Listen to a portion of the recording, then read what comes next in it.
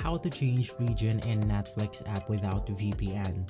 This is a step-by-step guide so you will be able to follow easily.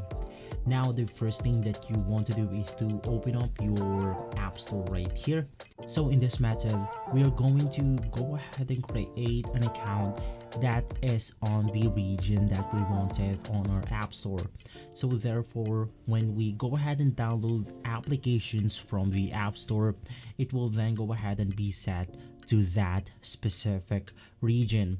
Now in my case, I have the app store right here, and the app store is currently set in my region. So if I go ahead and download application from the app store right here, it will then go ahead and download it from that region.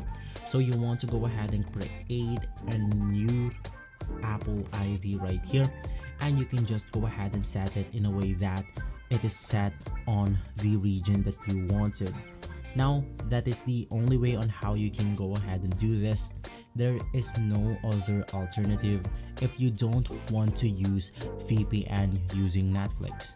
So guys, if this video has been helpful for you, please consider by liking and subscribing. I'll make sure to see you again next time. And as always, thank you.